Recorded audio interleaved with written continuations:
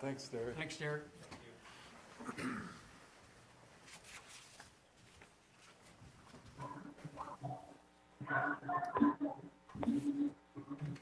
Okay. Now, I believe we have a presentation by Todd Fieser. I think Todd's on a Zoom. Correct. Honorable Mayor, can you hear me all right? Yes, we can. Go ahead. All right. Good evening, Mayor and Council. I appreciate the time you've given me to thank the individuals, organizations, and city staff that helped create, maintain, and close the Hollyhock Commons project. Businesses that donated to Hollyhock Commons include Centennial Woods for the labor and material for the planter boxes, Blue Federal Credit Union for funds to create the safety posters and signs, and Tri-Hydro for the labor to build the tables.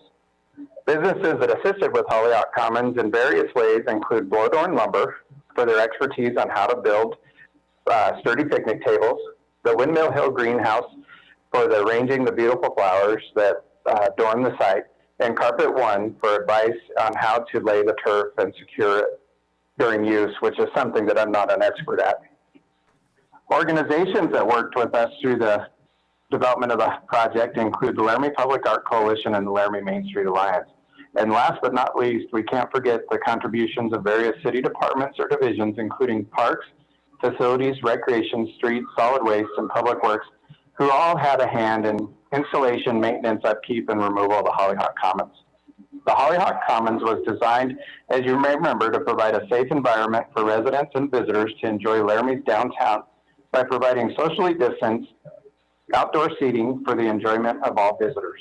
I hope our community enjoyed the Hollyhock Commons and thank all those who participated with the project, and I'd be happy to answer any questions. Thank you, Mr. Fieser. I will say this, we've received letters from the community thanking us for this venue, and it's been enjoyed by very many people. Also, I want to thank you for all the hard work that you and the staff has put in on this. So any questions anyone has regarding Hollyhock Commons? All right, seeing none, thank you again, Todd, for all the work that you did. Thank you, Mayor Semley. Okay. We have a couple of announcements. City Manager Jordan. Mayor, we do. First one from Todd Fieser. You're back on, Todd. Honorable Mayor, City Council, want to make sure that we invite council and all the public to come out to the groundbreaking ceremony for the solar array installations at the Rec Center and Ice and Event Center. It'll be held on October 13th at 11 a.m., which is next Tuesday, and we'll be at the Ice and Event Center with golden shovels, a few speakers, and refreshments for anybody that comes. So we hope you all can make it. Great. Thank you. Mayor, our second announcement is from Planning Manager Taney.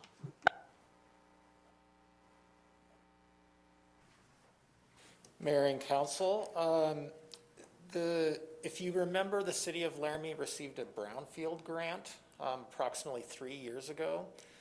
The grant was for $300,000 and was used over in the neighborhood we all call the West Side. And we're nearing the end of that process. It has now been 3 years. The grant technically expired on the 1st. We have a 90-day extension to finish up some public meetings. And so one of the things that we want to do is make not only the council but the public aware that are listening tonight that at the Lincoln Community Center on October 14th from 5:30 to 6:30, we will have staff as well as the consultants there in a socially distanced event, but in-person event outside to kind of provide the public and anyone who's interested information regarding the process that we went through, the findings of the brownfield grant, as well as just to provide an opportunity for members of the neighborhood or any resident of the city of Laramie to come talk with us about what the brownfield grant does and how that can help a community advance potential development within the area. At the meeting, We will have not only city staff there, but members of Ayers Associates, who are our consultants that helped us manage and complete much of the scientific and land use planning for the process. We will also, at that event, have some local food trucks there so that people can grab food and just kind of hang out, as well as we will be debuting a video that was made to promote the West Side and just to provide kind of some context for anyone ever looking into the West Side that might think, you know, is the West Side for me? Is it something that is a place that I should develop? What is important about the neighborhood? And so we're really excited about that. So first off, remember, it's October 14th from 5:30 to 6:30 at the Lincoln Community Center. Anyone is welcome. We really look forward to seeing people there. At least come talk to us, say hi. The second item I want to note is for anyone that does not want to attend that meeting in person, on October 19th, we will have from noon to 1 a Zoom town hall. It's a similar opportunity. We will have staff as well as Ayers Associates available to answer questions and talk with any member of the public. We're going to go through many of the same exercises and show the same video and really give anyone an opportunity who just doesn't feel comfortable going to an in-person event, the same opportunity to get the information that we have, because we want people to have that information. And then if for some reason you can't attend to those, but you still want to know more, we will be presenting to the Planning Commission on October 26th at their regular meeting at 4:30, as well as on October 27th to City Council at your work session. And so with that, I will note that the City of Laramie has a page specifically dedicated to the Brownfield Grant. It's under the Planning Division's webpage. It's been up for the last 3 years. It contains all the information that we've ever collected and discussed about the project. We'll continue to we'll post the video there as soon as we debut it on the 14th, as well as continue to have that as a landing place for any information and the actual Brownfield Grant kind of from here on out, because there may be people that will look to this in the future and want to know the information that was collected. So thank you, and we look forward to seeing the council or any member of the public there. Thank you, Mr. Tini. I believe that's all the announcements, so now I'll ask the City Council if there's any disclosures on any item that they would have a conflict of interest on regarding anything on the agenda. Seeing none, we'll go back to the Vice Mayor to go through the approval of the consent agenda. Thank you, Mayor. I would move that the consent agenda be approved as amended and that each specific action on the consent agenda be approved as indicated. Second. It's been moved and seconded that we approve the consent agenda. I'd ask this City Clerk if she would do roll call on the approval of the consent agenda. Harrington. Yes. McKinney. Absent. O'Doherty. Yes. Pierce. Yes. Schuster. Yes. Stalder. Weaver. Yes. Gabriel. Yes. Shumway. Yes. That's 8 yeses, 0 nos, and 1 absent, Your Honor. Thank you. The consent agenda has been approved. We now go to the regular agenda. The first item on the regular agenda is item number 11. I'll ask Councilor Schuster to introduce that to us. Thank you. The title is Amendment Number 1 to Professional Service Agreement for the Reynolds Sanitary Sewer Design. I move to approve Amendment Number 1 to the Reynolds Sanitary Sewer Professional Service Agreement with Tri-Hydro Corporation to conduct video inspection services for a total amendment of $129,534.00 and authorize the mayor and city clerk to sign. Second. Okay, that motion has been made and seconded by Councilor Doherty. And I believe Brooks Webb will be giving us an introduction. Go ahead.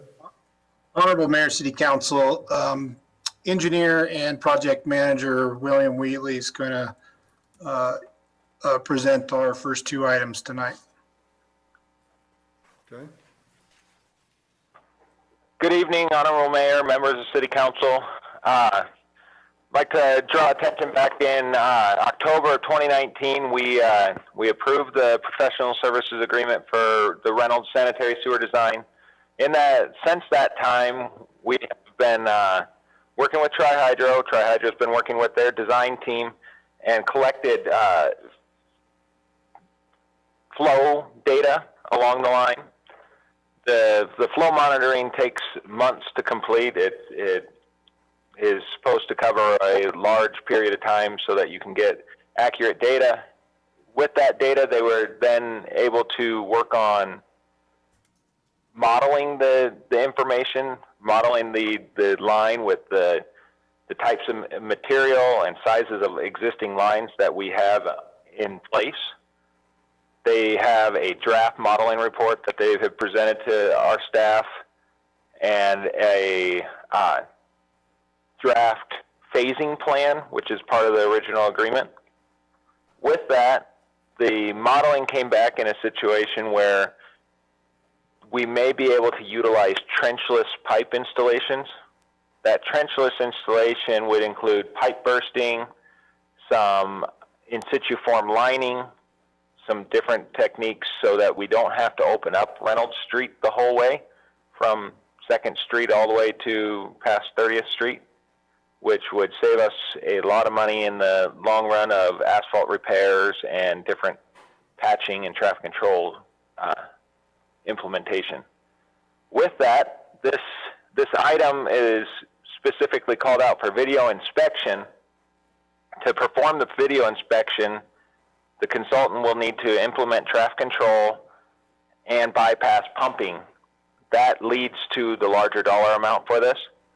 We don't include this item in our normal design for sanitary sewer lines most of the time, as if you're upsizing more than just a couple of inches in the diameter of the line, it's not feasible work. So once we found that the size of pipe doesn't need to increase as much as we initially thought, now it becomes a possibility to utilize trenchless technologies. So with that, I would take any questions. Thank you, Mr. Winkler. Any questions for William Winkler? Councilor Doherty. Mr. Winkler, did you consider like a parallel sewer line to increase the capacity? Was that one of the considerations?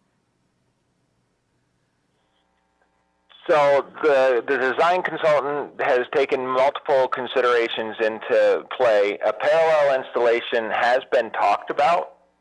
It sounds like with our conversations from Wyoming Department of Environmental Quality, they aren't gonna, it's not gonna be necessary to do the parallel install. The parallel install would allow us to increase the capacity upstream from a lower portion, maybe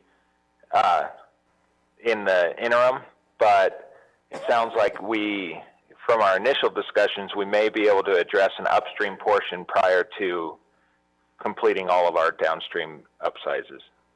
Thank you. Thank you. Any other questions?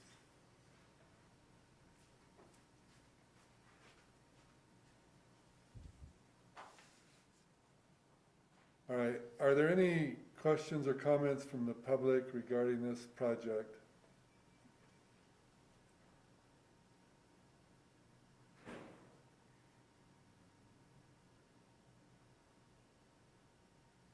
I don't see any, so let's ask the council if there's any comments before we vote.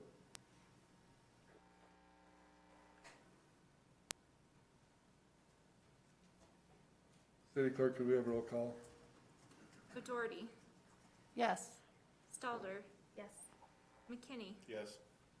Harrington. Yes. Pierce. Yes. Schuster. Yes. Weaver. Yes. Gabriel. Yes. Shumway. Yes. That's 9 yeses and 0 nos, Your Honor. All right.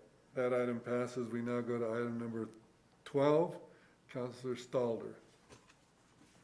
I move to approve the cooperative agreement with the Wyoming Department of Transportation in the amount of $109,338.13 and a contingency of $21,867.63 for a total project agreement of $131,205.76, and amend the project budget from $50,000 to $131,205.76, and authorize the mayor and clerk to sign. Second.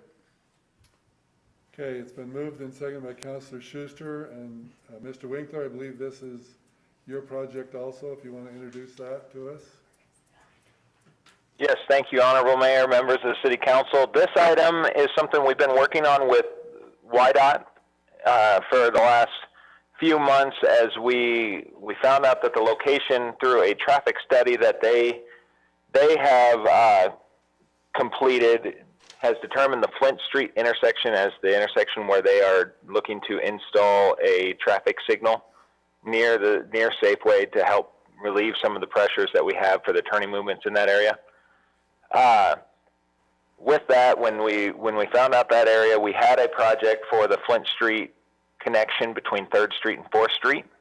This follows up with our 4th Street reconstruction that we did this past construction season. It will now connect through there with the signal going in. Our roadway will be needing a little bit of improvement to handle possible increased traffic volumes and turning movements. So we have joined with WYDOT to have them complete the design and construction administration for the project.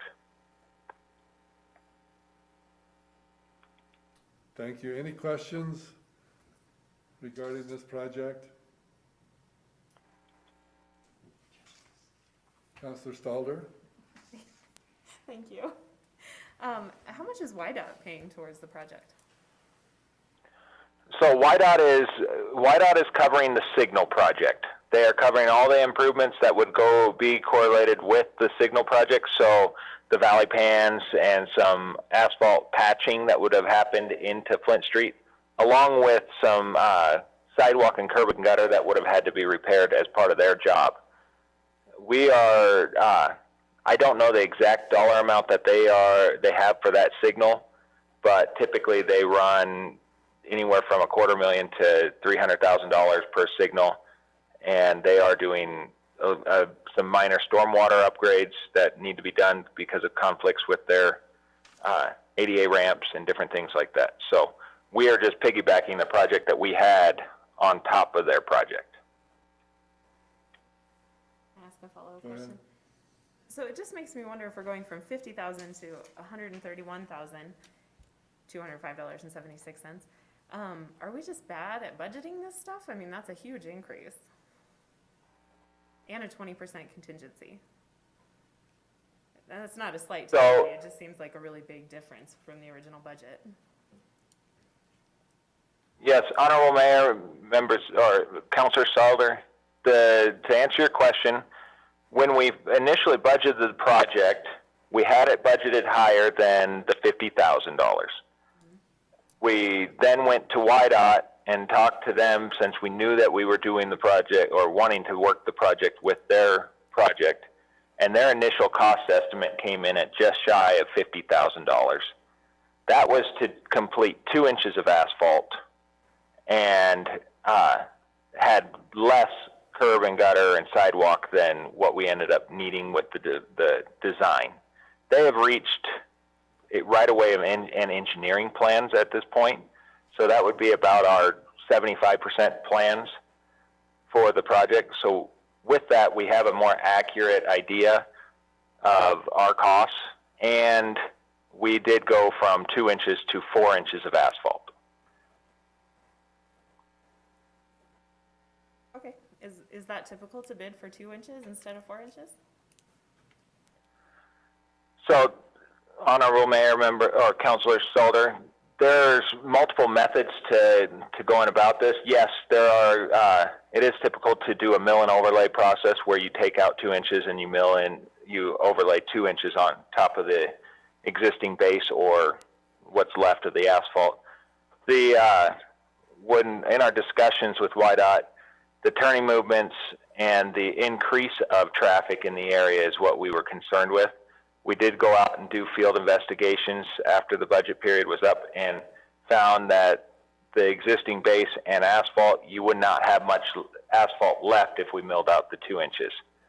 So we would be leaving less than 2 inches in place and possibly losing that anyway. So we are looking to increase that cross section. Thank you. Any other questions from council? Councilor Weaver? Thank you, Mr. Mayor. Through you for Mr. Winkler. I just want to make sure that I understood your answer correctly, which was that our staff was awaiting further information from the Wyoming Department of Transportation. And once you received that, then you had to go back and make some different calculations for this project. Did I understand that correctly? So through the Honorable Mayor, Councilmember Weaver, yes, we did work with YDOT on this. It wasn't them directing us on what we needed to do. It was us taking the information of what they had planned and working from there that ended up increasing our scope of work. Right, right. My question was, Mr. Winkler, you had some time in between when this project was originally envisioned and when you had all the information that you needed back from YDOT. Is that correct? Honorable Mayor, Councilor Weaver, that would be correct. Thank you. I just wanted to make that clear that it really wasn't an issue of our city staff having a budgeting problem so much as it was having an accurate information delay, which happens when you work with agencies in the state of Wyoming, and that's not a criticism of that department either. It's simply the way it works when you have projects all over the state that are being done in cooperation through our Department of Transportation, the various municipal and town governments across the state. Sometimes you don't have all the information, but there's still a need to make sure that there's a budget in place in order to follow the budget processes that we've set forth. So I appreciate that, Mr. Mayor. Thank you very much. Thank you, Mr. Winkler. Thank you, Councilor Weaver. Any other questions from the council?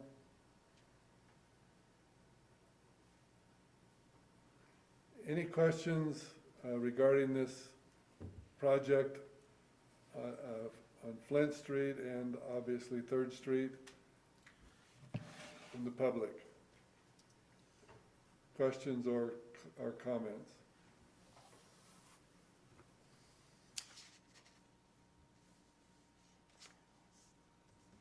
Not seeing any, we'll go back to the council for comments before we vote.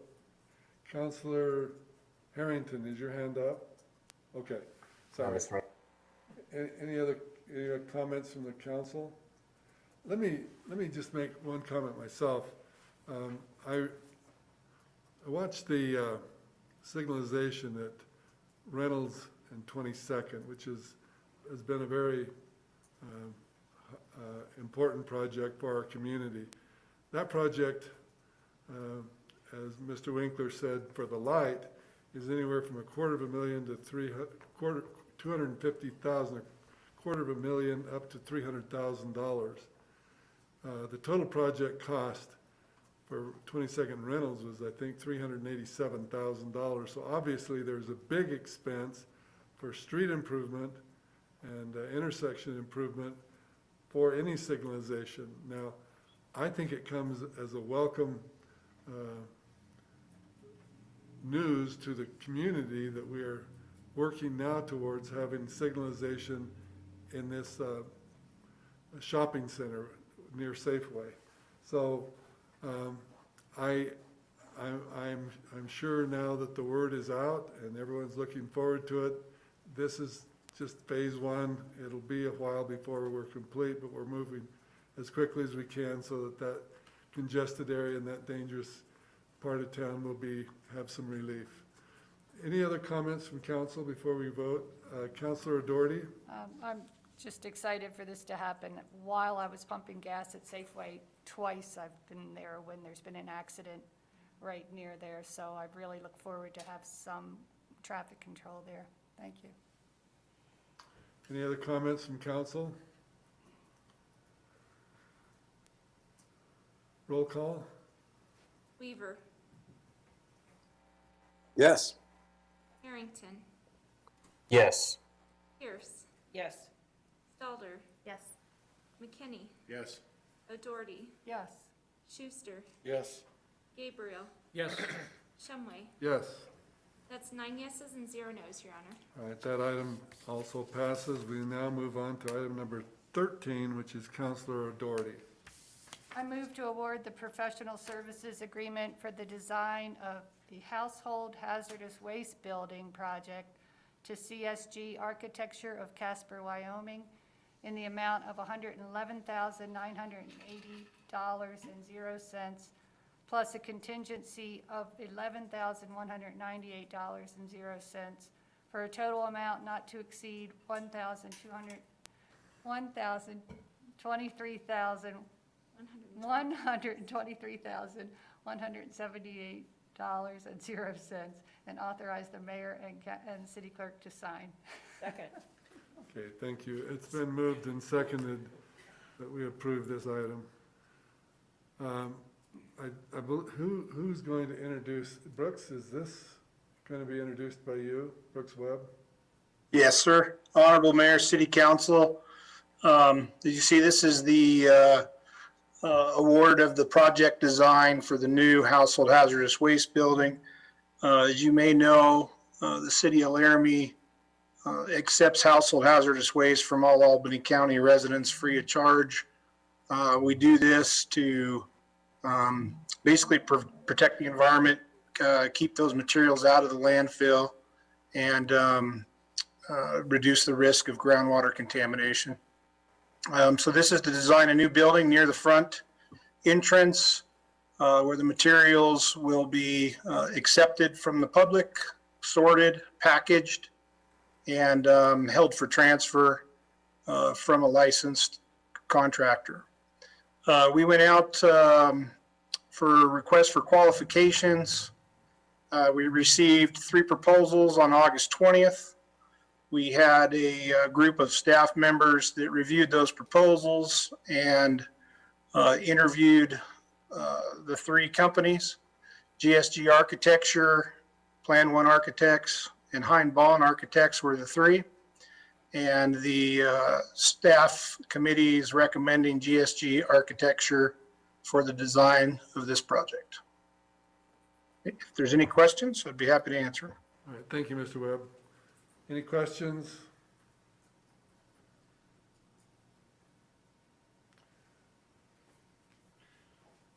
Vice Mayor Gabriel? Brooks, would you just briefly talk about how this is going to enhance our recycling from what you are doing currently? Sure.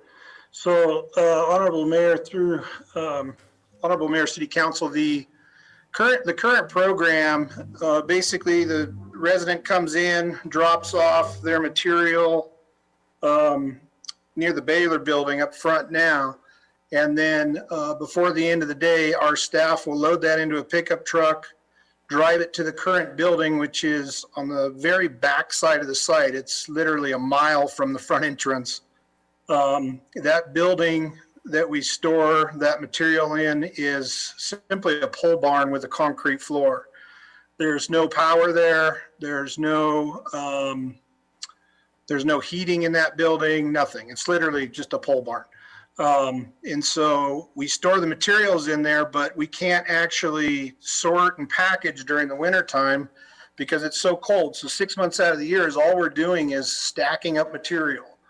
And then we're able to get material transferred out about once a year. And with this new facility, the customer will actually be able to pull in, deliver the material right to the facility. Our staff will be able to sort it all year long because the building will be heated and have proper ventilation in it. And then we'll be able to actually transfer that material out more often, which means we don't have as much household hazardous waste stored on site, which is obviously a great thing. It'll also be closer to the front entrance where the other employees are. It makes me a little nervous now having employees working with household hazardous waste a mile away from other employees, and sometimes the communication out there isn't great as far as with radios and cell phones and things like that. So this is really going to enhance the safety for our staff. This is going to enhance the customer experience and really just make the overall process more efficient once we're completed with the project. Great, thank you.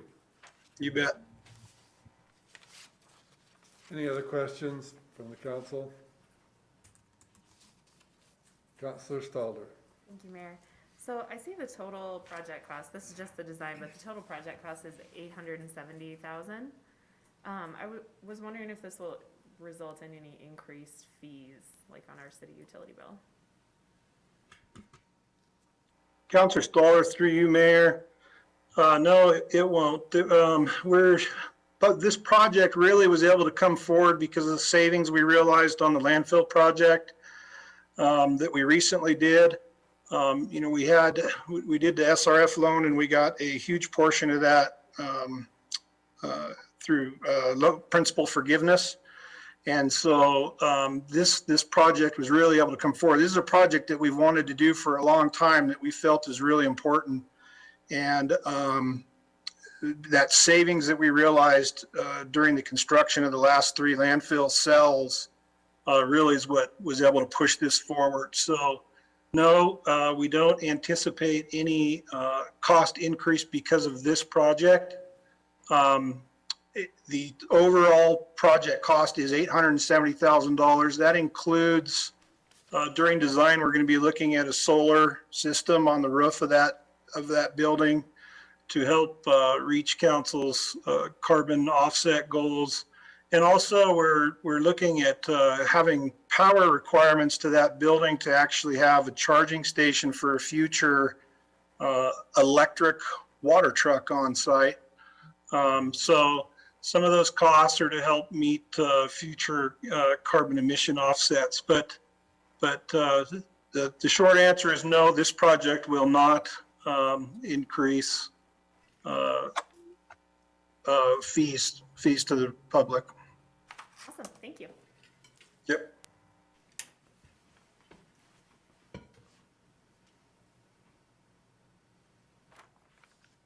Mr. Webb, you mentioned that the water truck, is that potentially to be parked inside of this building? Yeah, Honorable Mayor, City Council, absolutely. Part of the design for this will be, we'll have a garage set up in part of this building to house that water truck. Currently on site, we don't have a heated facility to park a water truck and to park any vehicle. And obviously we've got to have a heated area for a water truck. So yeah, part of this building, a small portion of the building will be for that. The building, we're estimating right now, and design will really shake this out, but we're estimating the building to be around 3,000 square feet.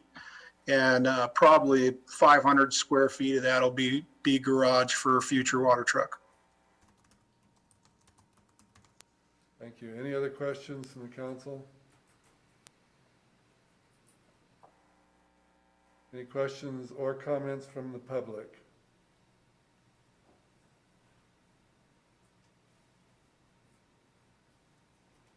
Any comments from the council?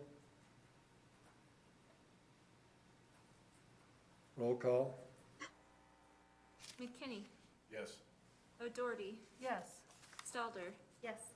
Harrington, Yes. Pierce, Yes. Schuster, Yes. Weaver, Yes.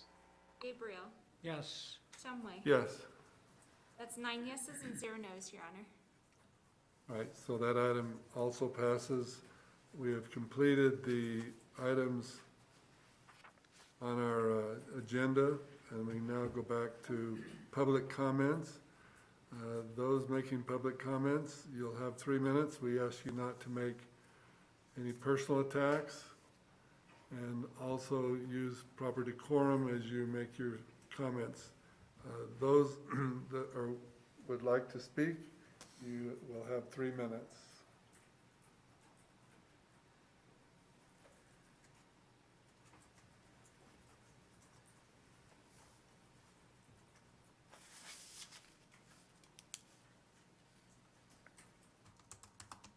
see no hands raised or unmuting, Mayor.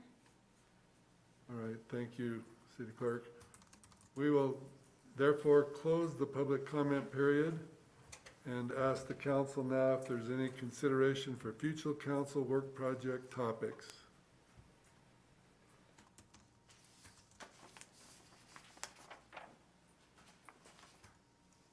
Seeing none, I will ask our Councilor Pierce to take item number 16. Thank you, Mayor. I move that we adjourn to executive session regarding personnel, Wyoming Statute 16-4-405, lowercase a, Roman numeral 10. Second. It's been moved and seconded that we adjourn into executive session. All those in favor of adjournment indicate by saying aye. Aye. Aye. We'll take a 10-minute break, and then we'll come back into executive session. So those of you that are on this Zoom call, come back on your new Zoom in about 10 minutes, and we'll have executive session. So council and council chambers just remain here.